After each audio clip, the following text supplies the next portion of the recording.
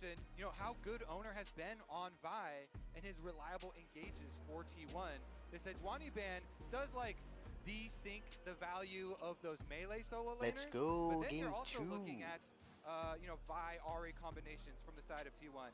I haven't liked the Ahri picks into the Sylas though, as the Sylas then just steals your ult and becomes so problematic. I don't like the Sejuani ban because I feel like Owner isn't one of the junglers that you can easily ban out. I love the Sylas B1. I think it's a very clear sign of TES that they look at that first draft and go, hey, we threw a big curveball in game number 1, went back to something that worked for in the past. Not going to be the case. And the Rumble comes as no surprise, but a very early priority on the Rakan here for Keria.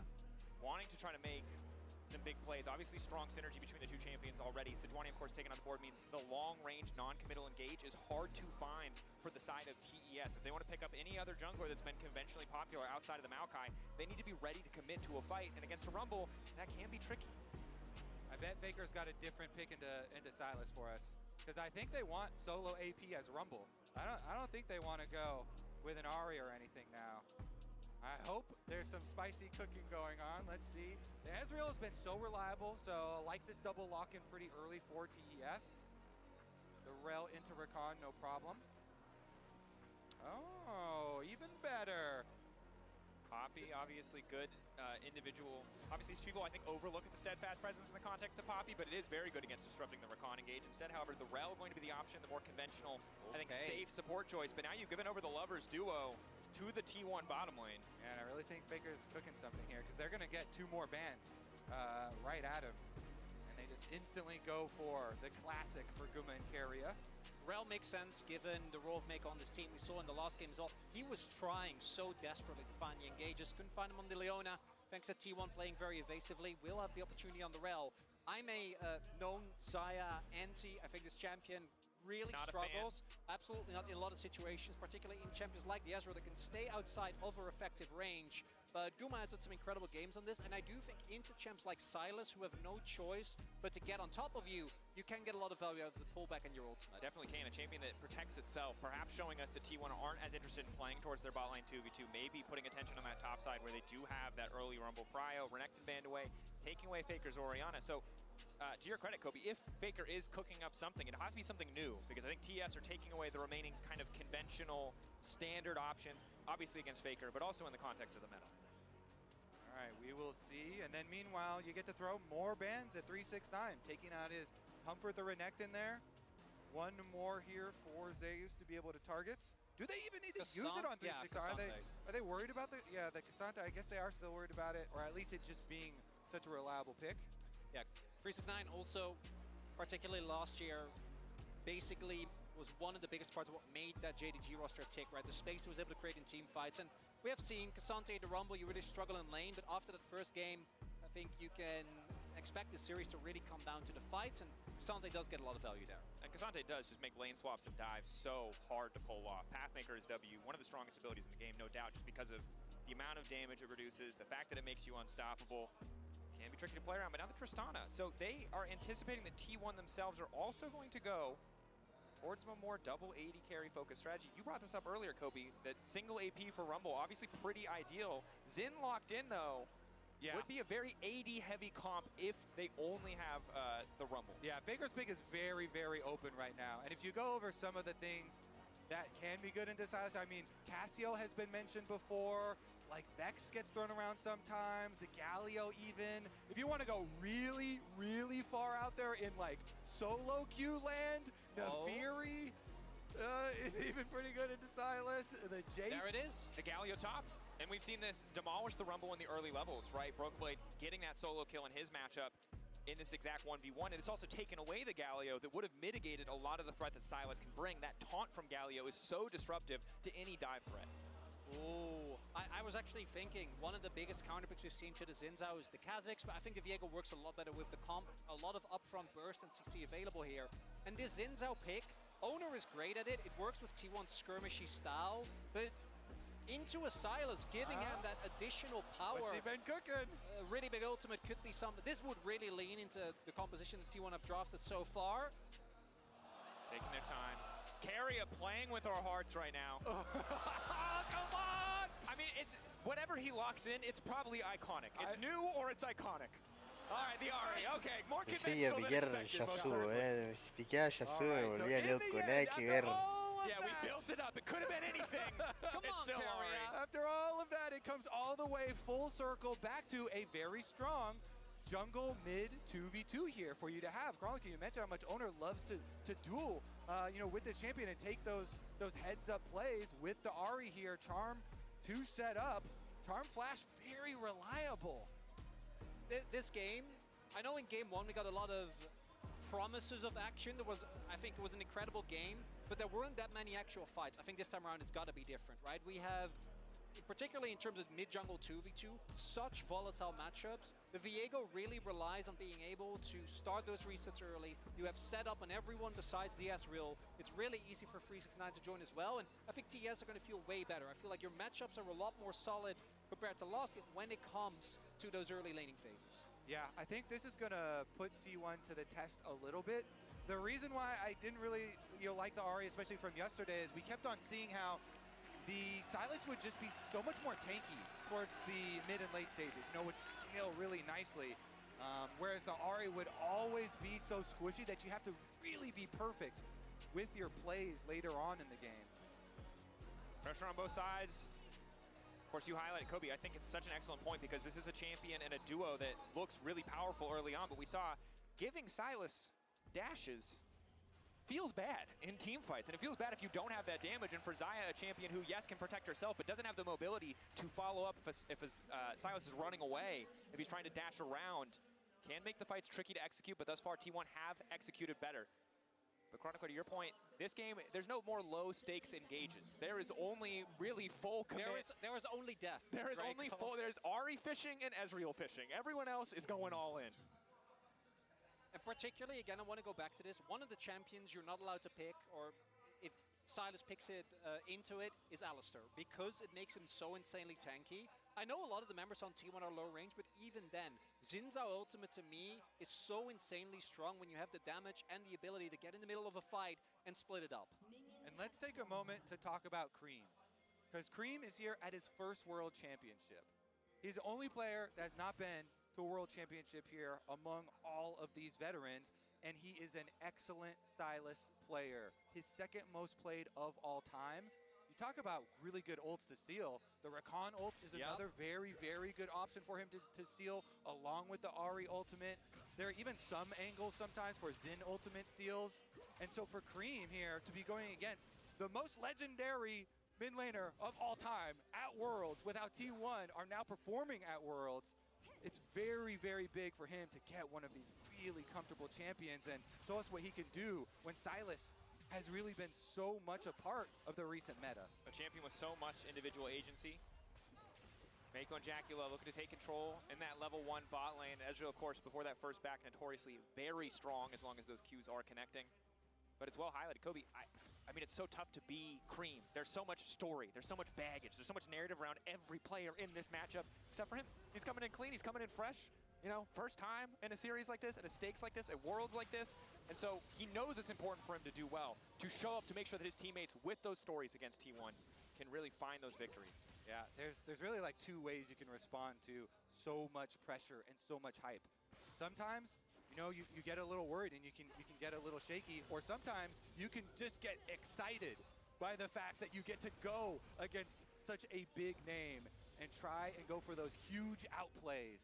Let's see if the mid-jungle fights actually are as explosive as we're hoping, because both junglers have started bottom side, and they're pathing upwards to the top triangle of the map, where you have two very explosive matchups here in both solo lanes. So some good options for both Owner and TN to kind of flex.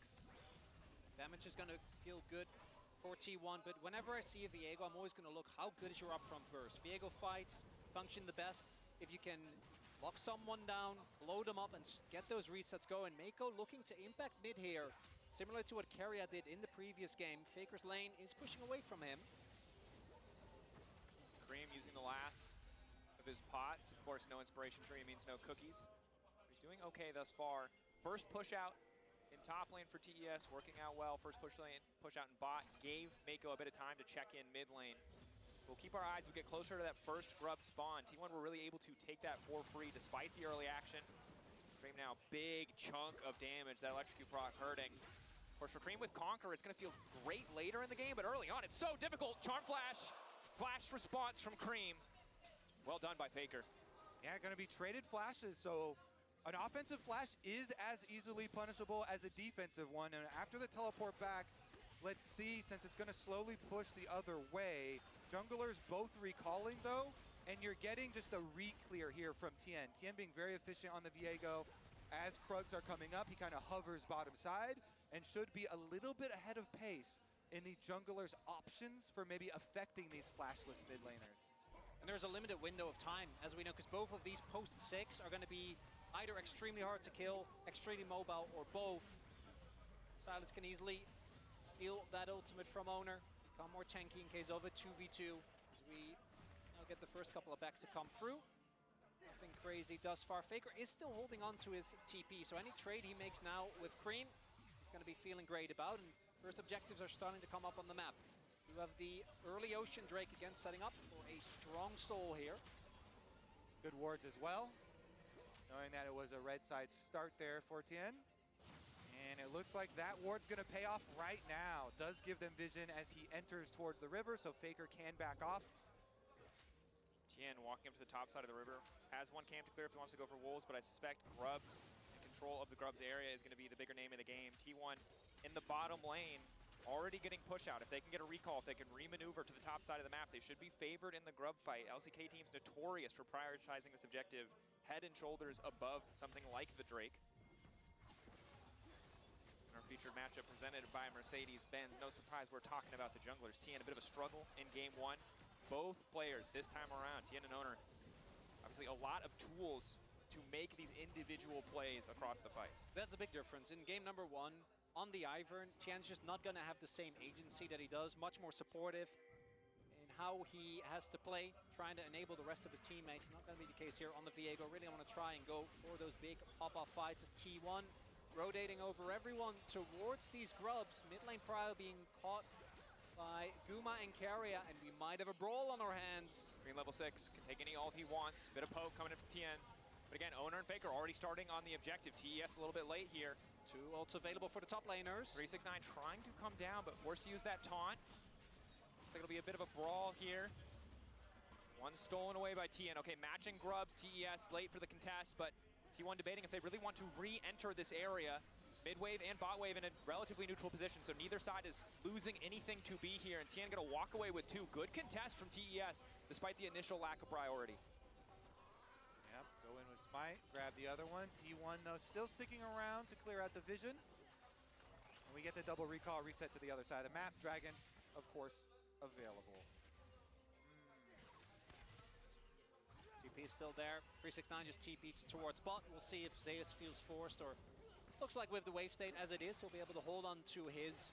That's going to be something that T1 might look to play around. Small early advantage here for TES, but because they did also commit 5 people, the cross map for T1 not available. If the duel does break out in mid, the flash is still not available too, so we're gonna see the supports as they make their way down. Slight vision advantage here for TES. Don't know about that ward. Little poke coming out topside from Jackie, but he's running out of mana rapidly. Mako finding an initial stun onto Keria, but the 2v2 is tough here. Sylas, the potential to steal away this Ahri ultimate, the additional sustain he has from his W means 100 to 0 with a support who doesn't have Ignite is a tricky proposition. Don't want to get too aggressive, but Guma pushing the wave out, knowing that Jackie has no mana, he's forced to recall. This is a bit of free time farming topside. They see 369 assigned here. They know Jackie Love will be heading bottom, but crucially, 369 arriving in time to stop that plate from going over. T1 seeing Galio topside, no TP. Yes, he has ulti, but it's going to take him time to walk down, so they're happy knowing they have man advantage to just take the Drake. Not going to be a timing window here, and you see 369 realizing that as well. Woo. So we have 2 Ezreal steals already this tournament. Not going to be the case here. T1 get the dragon, so the early Grub, they get their revenge. Guys, remember when we promised that they were going to fight and beat each other up a lot? Yeah, I know. Did you promise that? All I'm saying is, No, that was You mostly have on more me. hours casting T1 than either me or Kobe combined, so... I promised it would be a banger series, and I still feel like we can fulfill on that promise. Yeah, banger like chess is a banger, though, not banger like MMA is a banger, Yeah, maybe. yeah. You know? Honestly, though, the tension that just builds when we do have trades like this towards the mid-game. And honestly, to your point, like, we've fully waited out the entire flash timers of both Faker and Cream that were expended in mid lane in a matchup that can be very volatile, with two jungles that can get very aggressive. Now that they have their level 6s, of course, Viego, you know, does have the option for potent TES. executes, and has made his way up for a Baiting if he's lead safe game. here. He's staying so far back with the Electro yeah. Harpoons. But you can see Owner on the way. Doesn't trust it. Who's baiting who? Wait, Creamy's on his way, though. They know. TES now he spots it. He's going to start to back up. Owner there to shadow if he needs. They know Cream is on the way first. Nice layering of the CC10. Is he going to fall with the ulti? The answer no. Happy to just get the flash. Good play from TES. What does Faker get here in mid lane? How quickly can he push on the tower? The turret plate is half gone, so... That's going to be a flash, because 369 actually flashed as well aggressively to try and set up that play. That said, I think the Galio is so much harder to take down, particularly this early on in the game. With the Spectre's Cowl, the entire top side, the only damage that's going to be relevant towards him is basically just Owner, who doesn't really want to spend his time doing that. So I think today is definitely a lot easier to punish if TES see an opportunity to do so, as T1, yet again, changing these lane assignments, sending Fake towards top. 369 should be easy for him to get the push here, but you saw at the end of that play, obviously Equalizer used to clear the wave, which stops 369 from potentially getting a tower or a tower plate in response. So good use of those cooldowns, as now we have the Sylas versus Rumble matchup on the side lane. And again, really good early setup here. T1, they rotate their duo into mid lane, so does TES. They're looking for the second grubs, but because Keria actually got there a little earlier, Keria's got great positioning and... Initial engage, Jackie Love flash forward from Owner. Response from Jackie, the flash, the arcane shift out. Oh yeah, Owner had the final auto primed there, so was desperate to get that off. Instead, it's going to waste his Keria's flash, but still there. the damage is still done. Yen? It's Keria. He's still here. Keria has been waiting there for about 30 seconds. Tien able to make it out. But Tien obviously has push in topside, so they have an angle to play. Jackie Love staying in the area despite not having any summoners. Oh, early That's a smite steal. from Owner. Grabbing the third grub. Fourth is what they want. TES, can they find the fight? Nice charm on the side. Immediately they find the killer they were looking for. Jackie Love caught out. 3 stacks available for Faker. Nice Ezreal coming in for Jackie Love, but the damage not enough. Feathers flying out. Members falling for the side of TES as T1 again managed to find a favorable fight. But Faker's not done. Faker! He gets the double! And TES, the Tipo reset enfermo. champion taken out Digo, as the start of el the fight. maldito Jackie Love chunked. And still Maten they a commit. 369, por And it's favor. a disaster for them early on in this game. Double taunt comes in. 369 just gonna walk away, trying to get control of the wave. 3 for 3, the grub score, but Faker, and this is what's infuriating. You talked about it, the man didn't have the best summer, but when it comes time, when he needs to step up, he just always does. And again, the call from TS, look how low Jackie is. That alone is a big risk, but disengage the CC, charm into knock up. And that's so much of your early damage and skirmishing power already gone, and Jackie can't approach. Faker gets in the brush. He knows he has a control ward with him, and Tien just walks up to it. Oh, the banana brush and this is control. the flash that was burned earlier by Owner. T1 communication has been great. Again, that vision control was set up earlier by Keria. He was waiting in that bush for 45 seconds. And while TES came to a play that was 1 minute in the making, it was T1 who came 2 minutes ahead of schedule, ready to set this objective up. And not always lost for TS, but I again want to highlight both these compositions are outside of the Ezreal, effectively melee. All their effective damage is gonna take place from very close range, so falling behind is so much more debilitating than it is if you have a lot more space to play with, maybe play around your poke, play around your long range. That's not the case here. T1 are showing the killer instinct here in the game, and TES are just looking sluggish, walking up to them, not respecting vision control. And remember, I think we have to talk about Tien, right? Like, the first game wasn't great, but we can say, hey, you didn't have the most agency on the Ivern, but getting caught like that on the Viego, we talked about it. You have the chance to turn this game around, to be the one finding the resets, but if you're getting caught, there's just as much accountability in those moments. You cannot afford to make mistakes This might like be the that. make or break moment here. TES trying to take this dragon, and it looks like T1, they are just going to trade, so no breakout fight. And particularly on Viego, the reason why this champion has so much safety is because of the ult and the buffer. You can buffer basically any form of CC by just making sure that you hit the timing right. So as a Viego, just being in that position and having to use your ult, that's rough. But you need to stay alive, otherwise that fight is always a wash. Just looking sluggish, not expecting it. And FAKER just got to mine a bunch of money off of this turret in exchange for the bot side play there for TES. Oh, Swift Drift? You'll love to see it. FAKER was already so far ahead off those 2 kills that he just got. Delaying the recall for now. Charm already out. Cream not going to chase, but gets the ulti. Small advantage.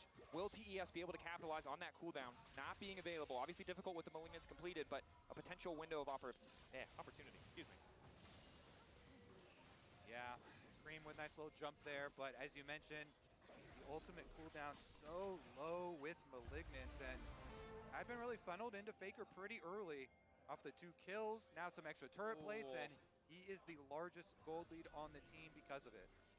And in game 1, T1 outplaying around the map, not giving fights to TES, but this time they're taking fights, and it's resulting in a much bigger gold lead much sooner in the game. And you talked about melee compositions.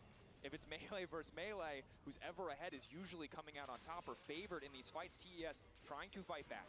Bot wave in an even state, top wave in an even state. They're sending Cream up, hoping that they can get control of this Herald area. Skuma perhaps caught out. They'll at least get the cleanse. Good start to the fight, and it's the CC that's going to have to be crucial here for TES. TES. Need to find a target, isolate them, and take them down immediately. But you can see they're uncertain. Zeus caught between multiple members of the team, but they don't want to pull the trigger. Instead, focused on the objective here. They press TP. FAKER is TPing. It's to a very safe ward here, and the ulti in 5 seconds. FAKERs will be available. Objective's Herald gone. gone. Do they want the exit fight? Instead, focusing on mid. Big win for TES. They just get the teleport, get the objective, and get out. Honestly, yeah. To see some decisiveness there and get the extra cooldown, that teleport that you mentioned, actually quite big here. So TES starting to bring it back. Keria, decent sidestep. Cream on the way in. Stolen Ahri ultimate. But giving that respect, not having perfect information, not wanting to fall face first into a waiting rumble in his ultimate. TES instead looking at the objective. Zeus might be forced to use the equalizer to clear the wave here. And even though they weren't able to actually make it happen, we've seen the mental resilience of this TES team in International. Even go back to MSI, they were down 0-2 to Gen G, turned that into a grueling 5-gamer, almost getting the reverse sweep. And this goal deficit, it's rough, but you can still fight your way out of it. Again, stands or falls, but how a fight starts. All of these last objectives go the way of TES. They get the Dragon, they get the Rift Herald, they get the top tower. Comes. Breaking open mid is big here. That much more control over the map, potential. That's Jackie. Jackie Love in. T1 starting the fight, spinning around, not quite sure where they want to go. T1 stopped the Herald charge from being effective, and they're going to keep the fight going because they see Jackie Love hightailing it out of there. Bit of an awkward exchange. TES get no value out of this Herald. Jackie drunk? What's going on? That was a full circle there. He ended up not wanting to go all the way in because of the positioning of Keria. It's a bad sign when your Ezreal nopes out at that point, but Cream fishing for the 1v1. FAKER still 1 dash remaining. Again, I think in the isolated 1v1 Cream, you'd expect to be pretty favored, just given the sustain innate in the kit, the additional CC he can bring when he has the Ahri dashes available. I like that little release of tension, though. Yeah. from the mid lane. Everything had been building and building and building. It's like the design team planned to give us comedic relief in high-stakes League of Legends when Rift they allowed Herald. Herald to be driven. Rift Herald is truly a gift. There's a lot of moments. You know, they can be great, they can be heartbreaking. Certain players, I mentioned already, that maybe are not allowed to drive Not anymore. allowed to drive, nope. That said, this one not great or heartbreaking, just a little awkward. Just TES, yeah. They're going to give up a bit more pride than they would have wanted, a bit more of 369's health bar, but all's well that ends well, and for now at least they're holding on to their mid lane tower. That said, Herald could have been big, could have been a lot of money for them, so not getting that advantage is going to hurt TES, but you can see that while T1 had about a 2K gold lead earlier on, it's getting closer and closer as TES pick up more resources across the map. I hope that we actually get a confrontation on this Drake, because currently Deus is recalling to go purchase, and then he should head on down for this objective. Does have his teleport, so he can actually go catch the wave and then threaten with his teleport to come join the fight. Meanwhile, 369 Galio ultimate is ready. You have to be careful. T1, you're going to have to try and draw out the Galio ult without fully committing to the fight. FAKER reset. The TES are aware they can go in now with no fear of being down a man. No TP just yet. It's available soon, but not in time. So TS, first to the objective, able to get the mid lane prio, set up shop, and T1 with that rotation over of Zeus. Looks like they do want to contest. They do. They leave top wave in a relatively even state. Bit of poke coming in from Cream. Has stolen away the Rakan ultimate. Ready to go. Zoning away, 369. TES, priority setup. T1, what's the angle here? They hold the choke. FAKER ready to go over the wall. Blast cone there as well. 3K. Owner looking to get involved. Good interrupt coming in from Mako. Equalizer now coming out in the midst of the entire team. Excellent Galio to follow, but Mako's getting damn low. Cream getting lower as well, and FAKER finally getting involved in the fight. Guma untouched on the backside, but he can't get any further forward. Jackie Love on the way out. Objective to TES. No flash on 369 though. Likely to fall here. He's a chicken trapped in the pit. Well, good play from TES overall. They do have to pay with the life of their chicken top laner. Giving up a kill for a dragon, you're going to take that for sure. T1 looking for a little bit more than that, I do think. We'll see, they might be able to, with how low the health bar on this mid lane turret is, push it further, but looks like they don't want to take the risk. And Jackie going untouched in that fight, I think, is a large reason of why T1 didn't commit further. Still flash on Owner, still flash on FAKER. And when we look back at this fight, we'll see that a lot of the damage actually goes into the front line, I think, here for either side. Owner's ult in particular, spreading up the fight, makes it really hard to actually get damage on the backline for either side. And I think Mako's performance is crucial in that fight because he stops Keria with the ultimate, with the initial Shattering Strike to interrupt the dash onto Jackie Love to get Ezreal out completely. And while T1 probably favored at that point in the 5v5, TES, good discipline to just retreat. Yes, they do have to watch their chicken get fried in the middle of that dragon pit, but I think a worthwhile cost overall. Yeah, and you can see T1 very cognizant of trying to use their dash champions, FAKER and Keria, to go in and then bait out a Galio ult and then dash away to try and avoid. But as you mentioned, Mako kind of locks them in with a good rel kind of pulling them back. And in the end, a price to pay for the objective, but still getting the dragon number 2. T1 though, reset immediately, and now we're looking at top tower. At least what remains of it. Should just fall here. Cream really cannot clear the wave fast enough. T1 usher that wave in, watch it fall, but it'll be traded back by 369 on the opposite side. That even further, and we haven't talked about it yet, is now just on the map is the Baron.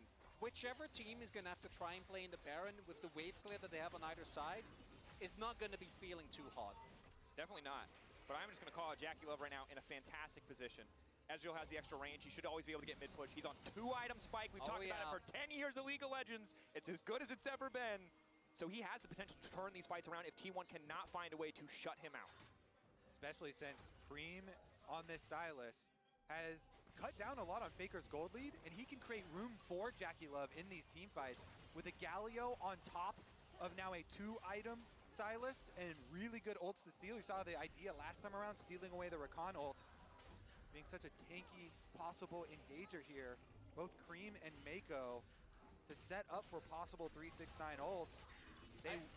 I do apologize for setting false expectations as we have 4 kills at 22 minutes. It's okay.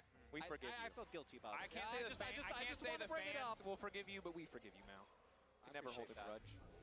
That said, I feel like Baron, as it was in the previous game, is probably where we're likely to see these fist fights. Keria and Mako fighting a Pokemon battle as their junglers way behind them. Cream now trying to retreat. Both ultis forced out here. Again, it's really a game of attrition. Who can get better setup? Who has their waves in a better spot? Who has better cooldowns available? And so many of these micro moves might not initially seem important, but they are team fight defining. And after a play like that, you know, the real big benefit is the extra 30 seconds that you kind of get for Cream, because he forces FAKER back to base. And so FAKER goes to regenerate his health, but Cream then pushing out on the bottom side to get the minion wave moving in their favor. See what they can do with it, with top side pushing now, as well as bottom side. TES also have the advantage in vision. Control wards laid down around the Baron, so the minions pushing, the vision set up there. Jackie Love quite safe in mid lane. All the sums are available almost on either side. So a lot of volatility in this fight. About 50 seconds. The setup is already starting. This is the possible soul point here for TES. And you can see the poking and prodding. Both teams know if they overcommit and don't find those key targets, they're going to get torn to pieces. Guma on 2 items. This Xayah, if you hit the fight into her, you're going to get torn apart. Now, the same is true, though, for the Ezreal. And so unless a key target missteps, as it was in the previous topside fight where Tien overextended a little bit, either side wants to be the one to overforce. Keria, though, caught by a bit of CC. Charm to try and interrupt. Bit of trading of health bars. Aftershock down, as well as Celestial opposition, though, means Mako is quite squishy. For at least the next 30 seconds. Banana brush control here for T1. FAKER fishing for some poke. Charm gonna go wide. Mako's so incredibly low. The poke from Guma here. Is Mako actually gonna have to reach that? They just have to give it up. Without Mako, I don't think you can team fight. And it's just a second Drake. Just the poke there. FAKER, Guma, T1. Finding an objective with chunk damage. Back mid, they don't want to concede mid-tier 1. Actually really like this from TES. So they identified that they can't make it. Zeus had already path towards bot trying to get that turret. And then instead TES push really hard in mid, forcing out a TP. The turret will still fall to the minions, but I think getting that cooldown is a big win nonetheless. And they hold on to this mid lane turret though. And you have to understand, despite the small goal difference, these teams are so damn close. Equalizer comes out. The TES, again, don't want to overcommit. Every objective, every setup, every small cooldown exchange just continues to build pressure on both sides. Both teams know if they are the one to fail, if they are the one to fumble in a team fight, this entire game will slip away from them. You see T1 checking the Baron here, making sure that TS are not going for anything fishy there. It's going to come down to the clutch factor of these mid and late game team fights. The setup here, you can see, just hinging on a little bit of poke damage. You don't even have to get the kill. Force them back to base, and look, you get the objective. I'm just saying, you're down a game against T1, and now the analysis is you have to out-clutch them. That's a lot for anyone to deal with. We talked about Cream earlier for Tien as well. These are players who have achieved so many things, right? But I think still, you look back to last year, it's so crucial that an LPL team can take down T1, not just because they haven't done it at Worlds, but because of what happened last year in TES. Coming into this tournament, you would have thought that they would be favorites to do so. Now, can they show that level of performance? 369, good initial taunt, get some poke onto FAKER, but it's really all about the objective setup. Electrocute proc. Man, 369 not taking a lot of damage there. And without Guma, they're just not going to be able to shred through this guy. If he's there, that obviously changes the equation. Approaching his 3rd item now, and this turret still being held onto as Keria did get spotted there on that Banana Brush ward. Keria locked up, good initial CC. Ulti coming out from Cream as well. Charm will be traded. For now, just the ultimate cooldown. In the meantime, they're losing their mid lane tier 1. Not hurting too much. Jackie Love going forward. FAKER dashing away. Somebody needs to die! Guys, why am I here? I'm just gonna I'll shut up. I play caster. There's nothing to play. They're not killing each other. Are you telling me you're not satisfied with 2/3 of an HP bar? No! No! Los relatores quejándose porque nadie se muere, es increíble We're esto. playing for objectives, Dracos. The bot side is also to pushing clear for the them. wave. Bot wave pushed in, forces response. TES have priority access on the Baron. They don't have the best Baron taking comp right now in terms of itemization. It's not the Blade on the Viego or the Kraken. It is Black Cleaver and Thunder's guy. We are biding our time, okay? We will strike when the iron is hot. We will not make a mistake. And I think either team, for T1, it's understandable because if they're able to win this game, they're up 2 match points. And for TES, trying to fight your way out of that against T1 of all teams will be a nightmare. I feel like we are very close to Dracos going on strike and just not even talking until there is an actual team fight. But actually, Dracos, I think we have a good 5 points. Maybe you can get us a cup of tea. It's right. I'll be back, guys. I'm sorry. You guys, if they fight, holler, and I'll shout. Yeah, we'll get you over here. I'll be back. Okay, we wouldn't do that to Dracos. That'd be very. Dracos! He jumped. Why would you? You know, I wasn't joking when I said the tension is building. All it takes is like every time a support is in a brush, just like this, we are seconds away from perfect CC layering into death into Baron. They are proccing opposite. Well, at least Mako's got procced. Just getting that cooldown. That 30-second cooldown. Oh yeah. Again, they keep toying with us again though, because TS are able to push the side lanes. They are able to get step 1, push side lanes in. Then you look around. When are we going to get the full commitment though? T1 are just so touch and go while still looking for poke here, you know, walking up and getting small chunks of health. The tower in mid lane, the most important one, still stands for T1. Their point of defense here, their point of safety. Jekyllov trying to poke as much as he can, and you see it is landing. T1 pulling their way in. Is this the time? Crab taken down. You can see Gumayusi deletes waves. Ezreal can get to them first, but Guma kills them so much faster. Engage from Keria going to go a little bit wide as the battle ends to make its way. Jackie hitting some crucial poke here. In the slow battle, He's had TES enough. favored thus far. Again, if they can bait 1 or 2 ultis, it's easy for them to continue to step up. Jackie with a couple of forward-facing arcane shifts. You can tell he really wants it now. Neither team sitting on soul point as well, yeah. so neither team can commit too heavily towards this Drake. At the point in the game we're in now, approaching 30 minutes, either team can definitely take down that Baron in a very short amount of time. With Keria down a heal, down his health bar, this time TES are looking to take this dragon uncontested. And T1 want to be T1. They weren't willing to force. Oh, the poke again. I mean, Navori allows Guma to just obliterate this objective, but that initial bit of poke hitting him does matter. Tien doesn't have enough vision here to be confident to step up. TES instead fighting for mid-wave control, and we go again. This dance, this back and forth prodding, hoping to find these cooldowns. The weight of this moment, either team knows. Viego resets, Ari resets, one misstep. Keria again fishing. In the earlier fight, it paid off for him. They know that T1 are so famous for burning Barons that TS don't Command even to start it. They don't even want to take the dragon. Excellent charm! Lineup is there. Support down. T1 strike the initial blow. TES, do they feel like they have to fight here? T1 looking to bully off the mid wave. Equalizer goes down. Not going to find much effect. And Faker's low. They're down a man. But the ulti now coming in. Faker able to walk away. Ezreal not going to connect. Crucially, Cream 369 ready to step forward. Jackie Love safe for now, knowing a lot of those ults are missing, knowing that Faker is out of the fight for a moment. But he's recalling and he has the TP, he can find the flank. There's so much vision around TES, they have to be careful about overcommitting. Now finally they will sweep away these TP wards. Oh, a lot of damage is still done to T1 though. Baron, Chunk still, Mako, he's running, but 4 members, they spotted. There, the attempt to flank. They don't have perfect information. Keria now trying to make his way out. This charm crucially coming through, hitting 4 members. T1 is taking so much time, and Oner goes in, Oner finds Jackie. Ulti going in, Cream still stepping up. 369 taken out. Keria on the side, slowly but surely. T1 are taking the fight. Mako looks to make the difference. The Guma goes up in the air and comes right back down, dragging the hopes of TES alongside them. As again, T1 find the fight. Faker on a rampage. Faker doing it all in the moments where it matters. Excelente, excelente. Vamos, loco. Dale, dale, guacho, dale. Dale, loco. Dale, así, así, con huevo. Vamos, loco, vamos, vamos, vamos. For the game. Vamos, por favor, y ir así, por favor. And deflates in just a moment. Fellas, it's a clean 10-0. And you look back, you highlighted Keria. Again, that sidestep is everything. The fact that that stun does not hit from Tien allows him to do so much work. And what's crucial here is Mako isn't there, so 369 has to play for a forward to buy space for his carries. But then he does get obliterated by Realmente Gumayusi. fue increíble la cantidad de daño de gratis que pegó Gumayusi. Jackie again taken very low. Si bien casi lo mataron, And then Faker hizo una cantidad de daño in the end increíble. cleans it up. At the end of all that, I have one question for you. Dracos, was it worth the wait? Yes, 100%. How could it not be? Thank you. That was beautiful work here, and we're talking about clutch factor and coming down to this next fight.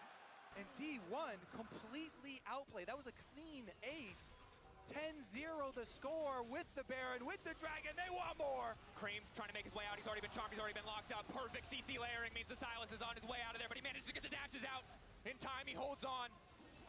Again, name of the game is survival now for TES. They were on even footing for so long, but with this Baron buff empowering T1, they have to play on the back foot. They have to respect the potential for the push here, concede these tier 2s, give up what they have to, hope to find another fight, another chance to come back in this game.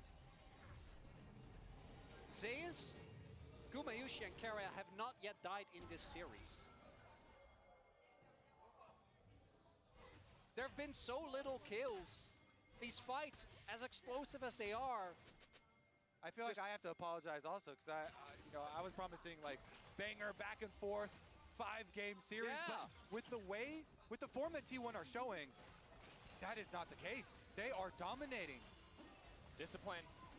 So solid, and now they have a lead. Now they can afford to take risks. TES caught out. FAKER coming over the wall. Beautiful equalizer into 3. Now all the TES backline has been forced away from the fight. Cream isolated to 1v1. Tries to take an equalizer of his own, but it does not matter because Jackie is in trouble. Jackie trying to make the difference with the orb of deception. Takes him down. Zeus in the 1v1, but not for long. Owner on the way. Wind becomes lightning. Will not connect. T1 forced back, but the base of TES is crumbling. You've got world champions inside your base. What do you do? Not a whole lot. There's no members. Only Tian and Cream trying to hold on, but they don't have the items. They don't have the wave. They don't have the wave flare. He goes in. Charms in, but there's nothing he can do. On a knife's edge for so long, but in the clutch, T1. Hombre, le acaban de ganar la partida sin morirse, literal. Sin morirse. Aura. Aura. Aura. Watch this team. Sin morirse, no, Barely no, aura. make it past KT. I watched this team lose to DK. And now they're up 2-0 in this quarterfinal. Absolutely boggles the mind.